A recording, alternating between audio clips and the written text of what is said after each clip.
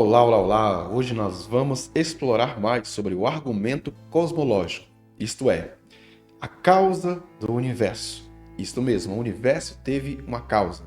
Muitos até então defendiam a ideia de um universo eterno. E esta aula vai se dividir em duas partes. A primeira é de que o universo necessita de uma causa para sua existência, obviamente, e a segunda etapa é que o universo precisa dessa mesma causa para a sua continuidade, para que ele continue existindo.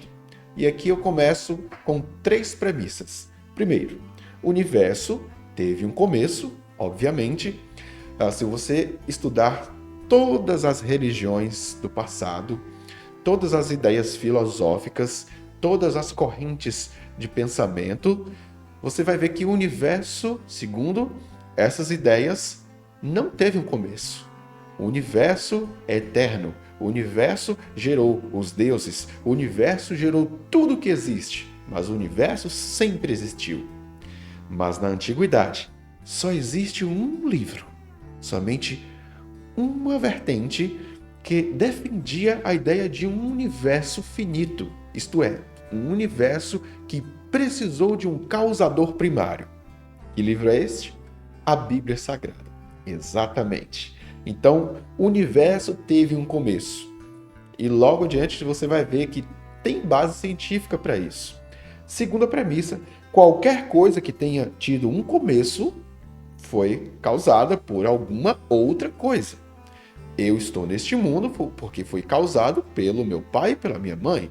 Meus pais estão aqui neste mundo porque foram causados pelos meus avós. Os meus avós pelos meus bisavós, meus bisavós pelos meus tataravós e assim vai. Perfeito? Então pense aí na primeira matéria do universo foi causada por alguma outra coisa que não era matéria. E terceira premissa, logo, se o universo foi causado, ele foi gerado por alguma outra coisa, que nós chamamos de Deus. E veja como isso faz sentido, né? Porque se a primeira matéria foi causada, ela foi causada por alguma outra coisa que é, digamos assim, que seria virtual, que não pode ser matéria, porque se fosse, necessitaria de uma outra matéria anterior à mesma. Então, essa causa virtual, não palpável, é necessária. É o que nós chamamos de Deus. Deus é espírito. É isso que a Bíblia vai falar, não é mesmo? Continuando aqui no livro, as evidências científicas sustentam firmemente a ideia de que o universo teve um começo. Eu vou enfatizar aqui com mais uma citação. A visão geralmente defendida por aqueles que diziam que o universo é eterno, chamada de teoria do estado estacionário, leva alguns a acreditar que o universo está produzindo espontaneamente átomos de hidrogênio a partir do nada. O que é uma incoerência. Se você tem um nada aqui, esse nada jamais vai pegar um nada para gerar o tudo. Isso é uma incoerência filosófica. Mas tem gente que crê nesse tipo de mágica, não é mesmo? E aí falam que nós, que temos fé, é que acreditamos em mágicas. Muito pelo contrário, nós acreditamos que essa causa do universo, ao mesmo tempo que teve poder para criar esse próprio universo, ele tem poder para criar qualquer outra coisa, para fazer qualquer outro milagre. Então, eles precisam ter mais fé do que nós, porque eles creem em milagre sem Deus. Nós cremos em milagre com Deus, a causa primária do universo. A segunda lei da termodinâmica, que diz que a energia utilizável do universo está se esgotando. Olha só, existe a segunda lei da termodinâmica. Ela diz que as estrelas, os astros, tudo nesse universo que possui energia está queimando combustível. A coisa está se desfazendo. O universo está envelhecendo. E se o universo envelhece, é porque ele é mutável. E se é mutável, ele não é eterno. E se não é eterno, é porque ele teve um começo. Porque uma vez que ele está se desfazendo, está envelhecendo, ele se caminha para o fim. Você concorda comigo? E se ele se encaminha para o fim, é porque ele um dia nasceu. E se ele nasceu, alguém deu o start, alguém pressionou o botão e o universo se fez. Então veja a coerência disso. A busca do cientista pelo passado termina no momento da criação. O cientista pode estudar o que for, mas quanto mais ele volta no passado, ele vai se esbarrar na criação. Houve um momento que não havia nada, mas de repente surgiu o tudo. Agora vamos para a segunda parte da aula. Se na primeira parte eu falei que o universo precisa de uma causa para existir, na segunda direi para vocês que ele também precisa dessa mesma causa para continuar existindo. Em outras palavras, essa causa gerou o universo e também sustenta o mesmo. Algo não só fez com que o mundo viesse à existência, como também está preservando e dando continuidade à sua existência no presente.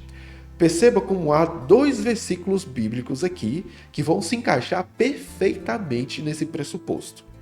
Gênesis capítulo 1, versículo 1, sustenta a ideia de que o universo veio à existência. E está escrito: no princípio criou Deus os céus e a terra. Então, primeiramente, você vê que Deus é a causa primária do universo. No princípio, esse princípio aqui diz que não existia nada. É o que a maioria dos teólogos acreditam. Não havia nada no universo. Esse é o princípio. E Deus criou todas as coisas. Agora, para que o universo possa subsistir, essa mesma causa se faz necessária. E aqui nós temos Colossenses capítulo 1, versículo 17, que confirma esta teoria. E o versículo diz: Ele é antes de todas as coisas. Nele tudo subsiste. Tudo, o universo, tudo subsiste em Deus. Então Deus se faz necessário para a criação do universo, assim como para a sua subsistência. Percebam como que a Bíblia se encaixa perfeitamente nessa ideia. Então, a sua fé é coerente com a razão. Não se esqueça disso. Aqui você não está sendo guiado ou tendo uma lavagem cerebral para acreditar em continhos de fada, não. Aqui é ciência, tá?